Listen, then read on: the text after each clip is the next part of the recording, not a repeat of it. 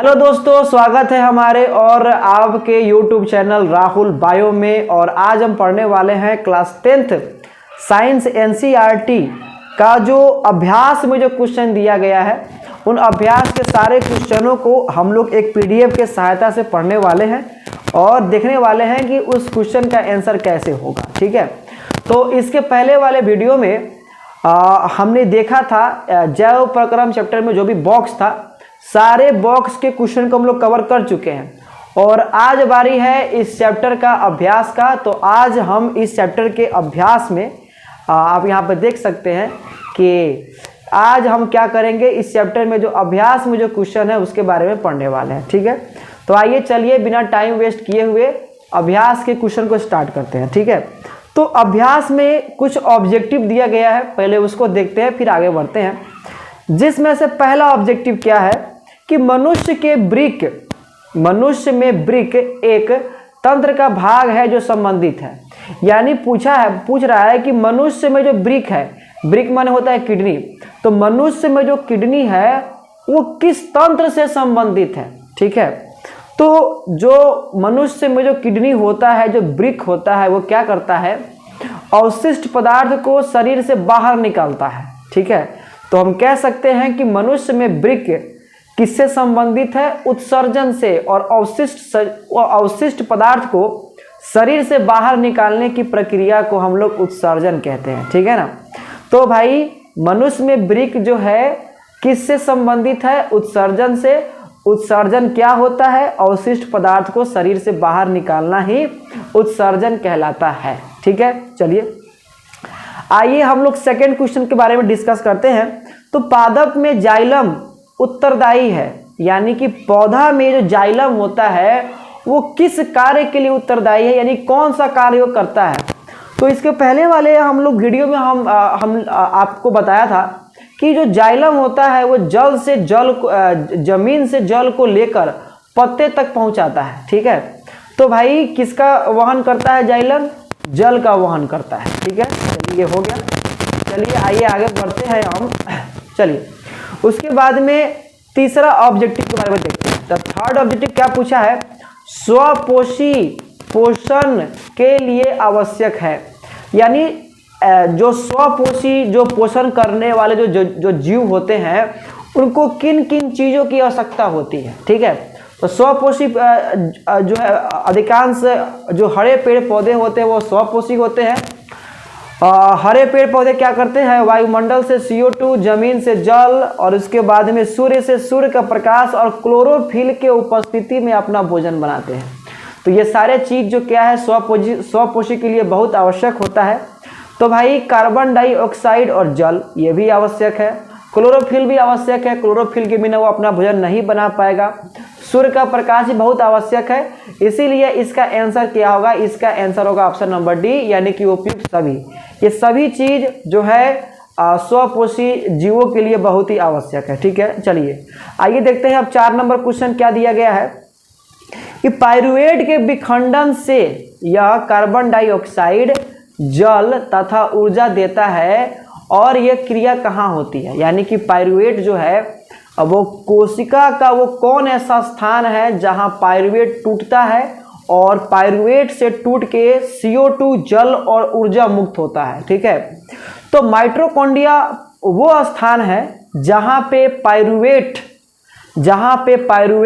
से क्या होता है कि जहां पे पाइरुवेट से जो है ऊर्जा जो है मुक्त होता है। ठीक है, ऊर्जा मुक्त होता है और उसके बाद में कार्बन डाइऑक्साइड मुक्त होता है, उसके बाद में जल मुक्त होता है। ठीक है, तो कोशिका द्रव में नहीं होता है, माइटोकॉन्ड्रिया में होता है। इसीलिए इसका आंसर क्या हो जाएगा, ऑप्शन नंबर बी, यानी कि माइटोकॉन्ड्रिया। ठीक है, चलिए आइए अब हम आगे देखते हैं 5 नंबर क्वेश्चन, बहुत इंपॉर्टेंट। ठीक है, आइए देखते हैं हमारे शरीर में वसा का पाचन कैसे होता है, यह प्रक्रम कहाँ होता है। यदि आपसे पूछा गया है, जो हम लोग खाना खाते हैं और उस भोजन में जो वसा होता है, उस भोजन में जो फैट होता है, उस फैट का पाचन हमारे शरीर में कहाँ होता है। ठीक है, और उसके बाद में उसका पाचन होता कैसे है। तो सबसे पहले हम आपको बताना चाहेंगे कि वसा का पाचन केवल छोटी आंत में होता है। ठीक है, तो सबसे पहले क्या होता है, हम लोग का किडनी से यानी कि हम लोग के यकृत से एक रस निकलता है जिसको बोलते हैं पित्त रस, और उस पित्त रस के अंदर होता है पित्त लवण, जो पहले क्या किया जाता है कि पित्त रस के सहायता से है कि ना वसा के बड़े गोलिकाओं को तोड़ तोड़ के छोटे गोलिकाओं में परिवर्तित किया जाता है, और जब वसा के बड़े गोलिकाओं को तोड़ तोड़ के छोटी गोलिकाओं में परिवर्तित कर देने के बाद जो अग्नाशय से एक एंजाइम निकलता है जिसको कहते हैं लाइपेज, और वही लाइपेज एंजाइम के सहायता से वो जो वसा के बड़े गोलिकाओं को छोटे गोलिकाओं में कन्वर्ट किया गया है उस वसा के छोटे छोटे गोलिकाओं का पाचन कर दिया जाता है। ठीक है, तो इसीलिए इसको यानी सिंपल सा हम लोग बोल सकते हैं कि वसा का पाचन छोटी आंत में होता है, और छोटी आंत में वसा को पचाने से पहले यकृत से यानी कि किडनी से यानी कि लीवर से पित्त रस निकलता है। उस पित्त रस के सहायता से वसा के बड़े गोलिकाओं को तोड़ तोड़ के छोटी गोलिकाओं में परिवर्तित किया जाता है जिसको कहते हैं इमल्सीकरण, और इमल्सीकरण का प्रक्रिया हो जाने के बाद अग्नाशय से लाइपेज एंजाइम निकलता है, और वो लाइपेज एंजाइम क्या करता है कि पाचन का क्रिया करता है। ठीक है, अरे हाँ,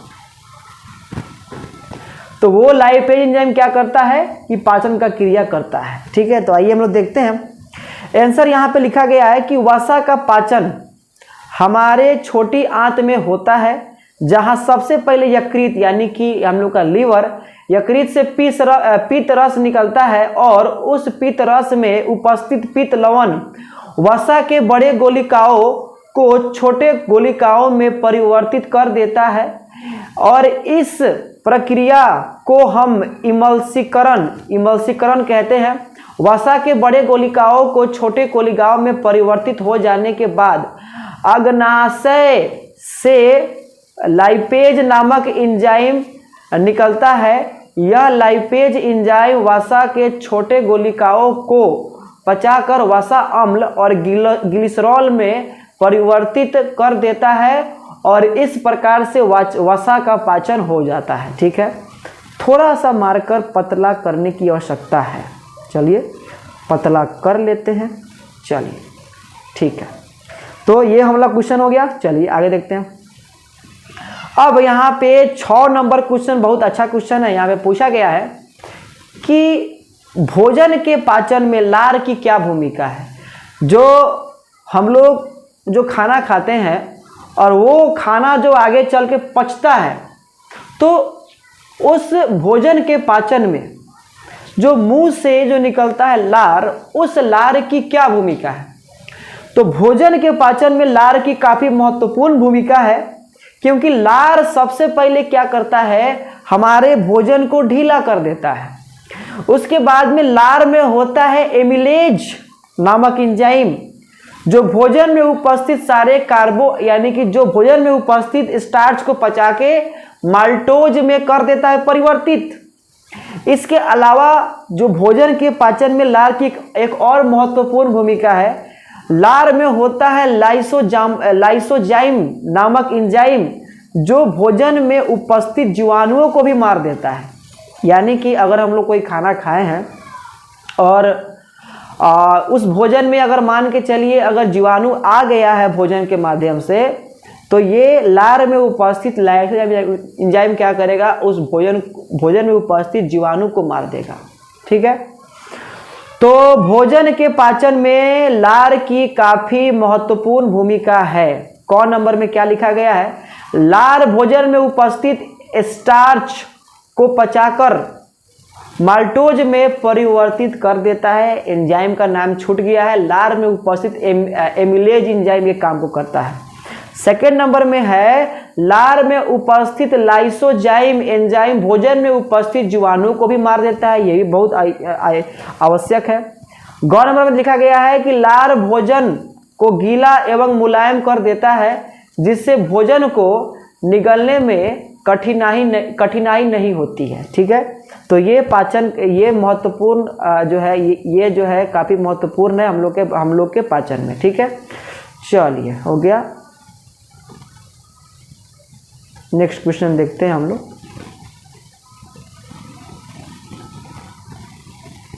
ठीक, 7 नंबर क्वेश्चन, स्वपोषी पोषण के लिए आवश्यक परिस्थिति कौन सी है और उसके उपपाद्य क्या है।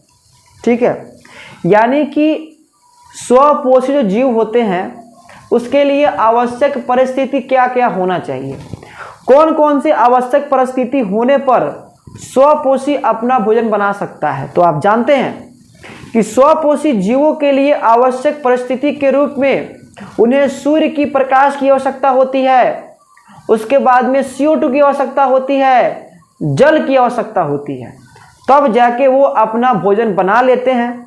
और भोजन किस रूप में बनाते हैं, C6H12O6 के रूप में। इसके अलावा जल का निर्माण होता है, इसके अलावा क्या होता है, ऑक्सीजन का निर्माण होता है। ठीक है, तो आवश्यक क्या क्या है, आवश्यक है हम लोग का CO2, आवश्यक है हम लोग का जल, इसके अलावा और क्या आवश्यक है, सूर्य का प्रकाश। यहाँ पे लिखेंगे तो फिर नहीं दिखेगा, ठीक है, यहाँ पे छोड़ दे रहे हैं। सूर्य का प्रकाश भी बहुत आवश्यक है। इसके अलावा क्लोरोफिल यहाँ पे लिखाएगा, जगह का प्रॉब्लम है तो नहीं लिख रहा है। ठीक है, तो ये सब क्या है, आवश्यक है। लिखा गया कि स्वपोषी पोषण में अधिकांश हरे पौधे होते हैं जो प्रकाश संश्लेषण के द्वारा अपना भोजन बनाते हैं। स्वपोषी पोषण के लिए आवश्यक परिस्थिति के रूप में कार्बन डाइऑक्साइड, जल, क्लोरोफिल एवं सूर्य की प्रकाश की आवश्यकता होती है। स्वपोषी पोषण में उत्पाद के रूप में ग्लूकोज, ऑक्सीजन और क्या होता है, जल का निर्माण होता है। ठीक है, एक बार इसको हम फ्रेश कर दे रहे हैं। ठीक है, तो आवश्यक परिस्थिति क्या क्या है, CO2, जल और सूर्य का प्रकाश और क्लोरोफिल होना चाहिए। और उत्पाद के रूप में क्या बनाता है, ग्लूकोज यानी कि C6H12O6, ऑक्सीजन यहाँ पे कॉमा होगा। ठीक है, और जल का निर्माण होता है। ठीक है, चलिए आइए आगे देखते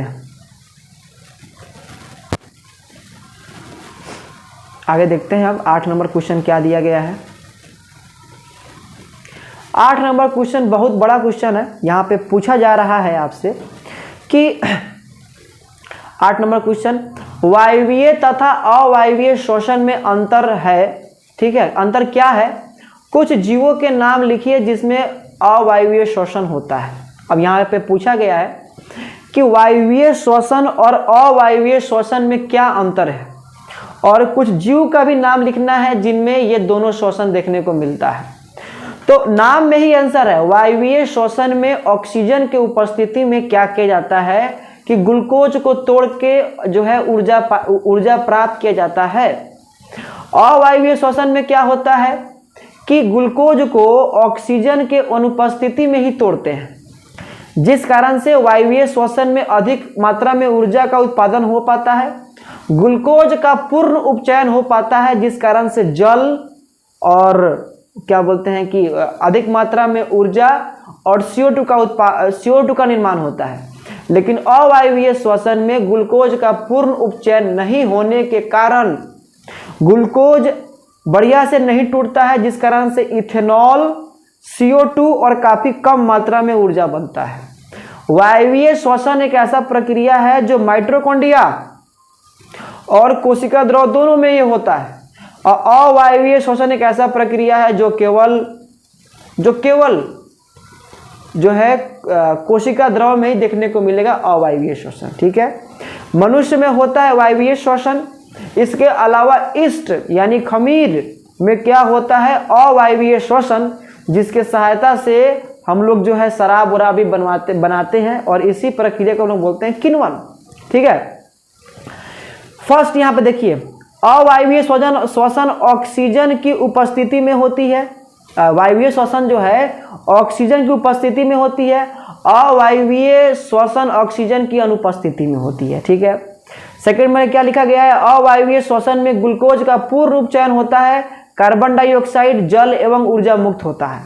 लेकिन अवायवीय श्वसन में ग्लूकोज का अपूर्ण उपचयन होता है, यानी कि पूर्ण रूप से नहीं होता है, जिस कारण से इथेनॉल, कार्बन डाइऑक्साइड और ऊर्जा मुक्त होता है। ठीक है, चलिए आगे देखते हैं हम लोग। फिर आगे क्या दिया गया है कि वायवीय श्वसन कोशिका द्रव व माइटोकॉन्ड्रिया में होता है, अवायवीय श्वसन केवल कोशिका द्रव में होता है। ठीक है, वायवीय श्वसन में अधिक ऊर्जा उत्पन्न होता है, लगभग 38 एटीपी, लेकिन अवायवीय श्वसन में ऊर्जा कम उत्पन्न होता है, लगभग 2 एटीपी। ठीक है, वायवीय श्वसन में एग्जाम्पल है मानव में होता है वायवीय श्वसन, हम लोग ऑक्सीजन की उपस्थिति में ग्लूकोज को तोड़ते हैं, लेकिन ईस्ट में खमीर में क्या होता है, अवायवीय श्वसन। ठीक है, कोई दिक्कत नहीं है। चलिए, टोटल क्वेश्चन कितना है, टोटल क्वेश्चन ज़्यादा है, 12, 13, 14, 13 तक है। चलिए आइए देखते हैं स्पीड से, तेजी से, समय भी हम लोग का पास काफ़ी कम है। मेन प्रॉब्लम ये है कि छोटा वीडियो इसीलिए बनाना पड़ता है क्योंकि मोबाइल में ही हम लोग वीडियो रिकॉर्ड करते हैं, और इसके अलावा जो वीडियो को हम लोग करते हैं एडिट, वो मोबाइल से ही करते हैं, तो बहुत ही बहुत सारा समस्या उत्पन्न होने लगता है। इसी कारण से छोटे छोटे वीडियो बनाकर हम लोग जो है यूट्यूब पे अपलोड करते हैं। ठीक है, आइए 9 नंबर क्वेश्चन, गैसों के अधिकतम विनिमय के लिए कुपिकाएं किस प्रकार अभिकल्पित है। तो गैसों के अधिकतम विनिमय का अर्थ क्या हुआ, यानी गैसों के अधिकतर आदान प्रदान के लिए कुपिका को कैसा बनाया गया है। कुपिका होता क्या है, तो कुपिका होता है फेफड़ा में अंगूर जैसी संरचना, जो काफी अधिक मात्रा में फेफड़ा में देखने को मिलता है। वो क्या करता है कि गैसों के आदान प्रदान में सहायता करता है। तो भाई कुपिका क्या करता है कि फुसफुस में, यानी कि फेफड़ा में, फेफड़ा के अंदर जो सतही क्षेत्रफल है उसको बढ़ा देता है। बढ़ा देने के कारण से क्या होता है, अधिक से अधिक मात्रा में गैसों का आदान प्रदान होता है।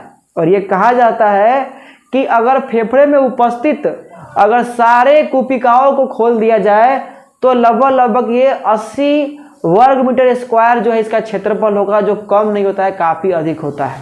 ठीक है, तो लिखा गया है कि मानव के फुफ्फुस में मिलियन की संख्याओं में अंगूर जैसी संरचना पाई जाती है, जिसे कुपिका कहते हैं, जो फुफ्फुस के सतही क्षेत्रफल को बढ़ा देता है, जिस कारण से अधिक गैसों का आदान प्रदान होता है।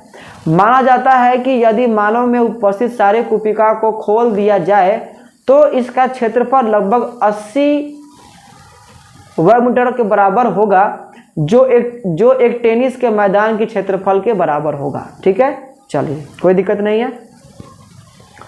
आगे हम लोग बढ़ते हैं। अब हम लोग नेक्स्ट देखने वाले हैं, एक नेक्स्ट क्वेश्चन है।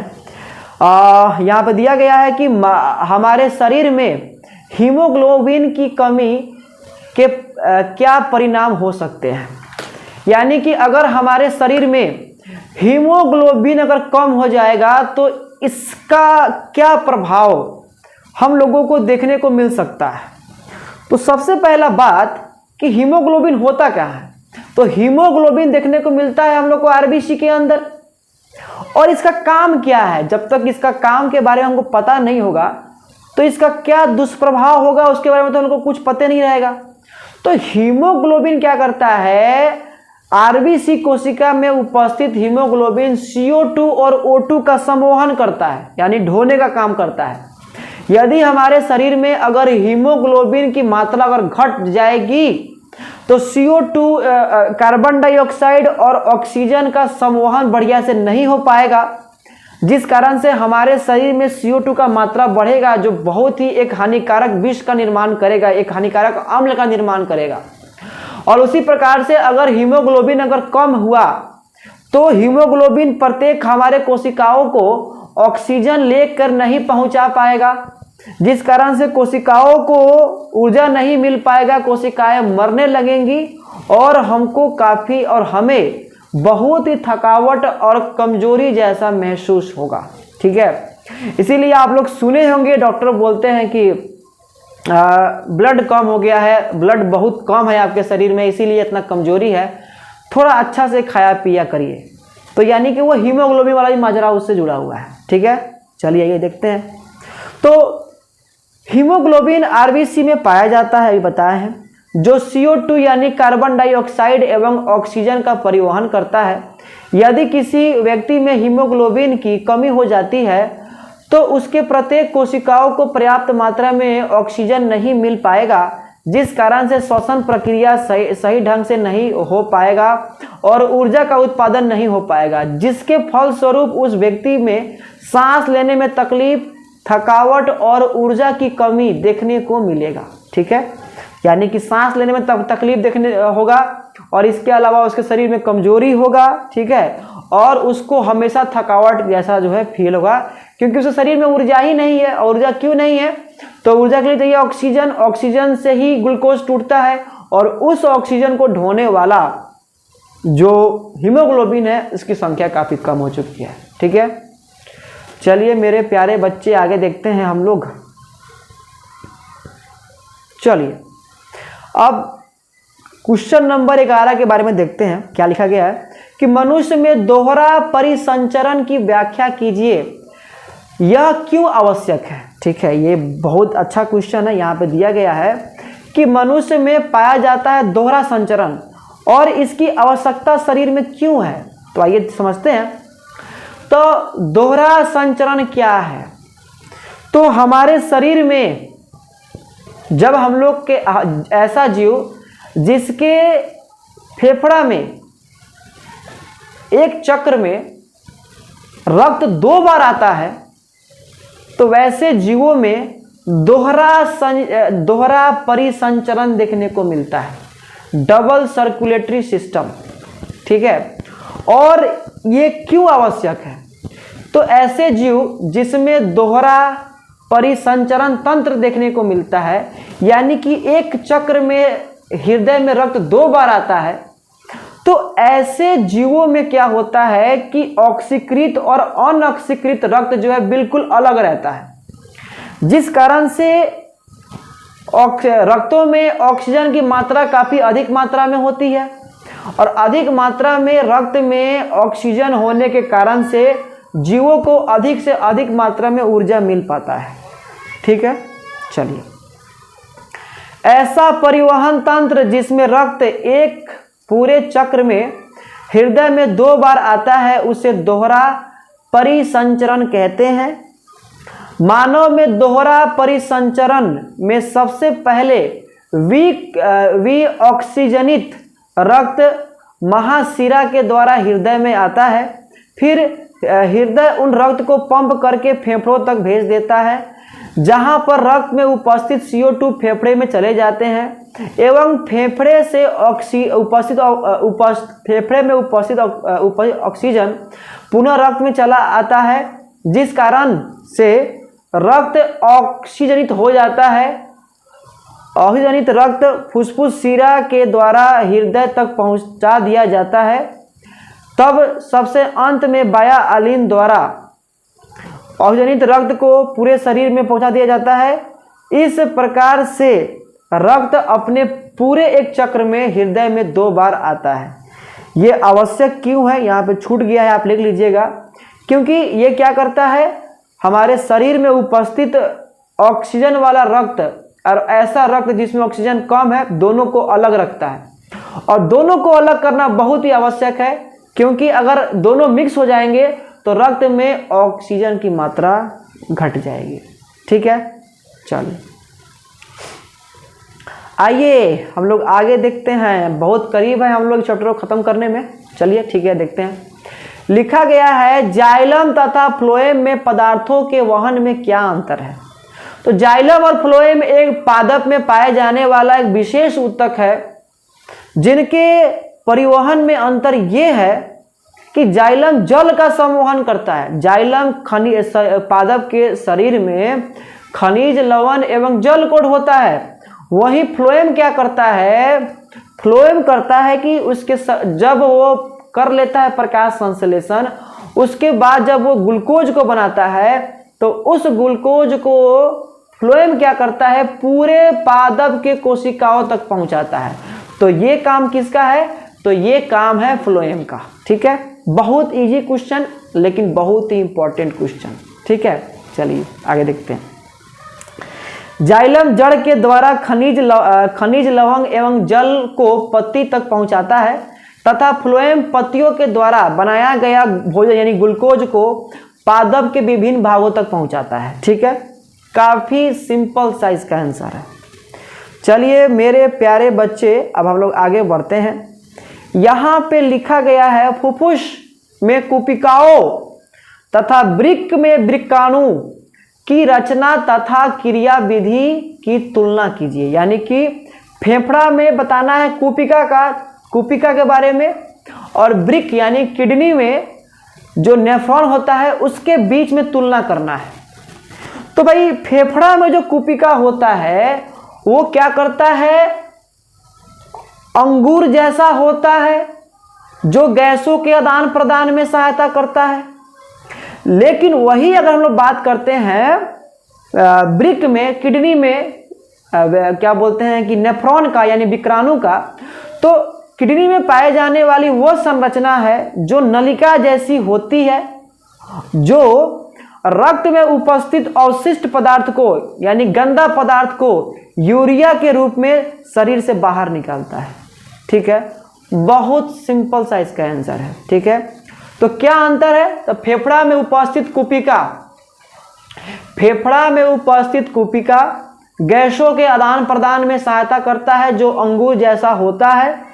वहीं पे जो वृक्क में पाए जाने वाला विक्राणु यानी कि नेफ्रॉन जो नलिका जैसा होता है, जो मुख्य रूप से रक्त में उपस्थित अवशिष्ट पदार्थ को यूरिया के रूप में शरीर से बाहर निकालता है।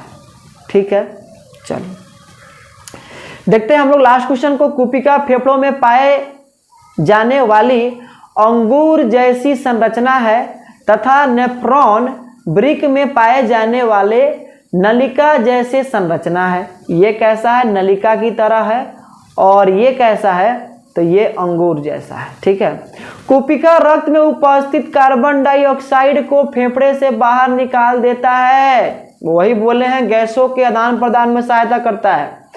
क्या करता है, गैसों यानी कि CO2 को बाहर निकाल देता है। ठीक है, यहाँ पे देखते हैं, एवं रक्त में ऑक्सीजन की सांद्रता बढ़ा देता है और रक्त में जो O2 है उसकी मात्रा बढ़ा देता है।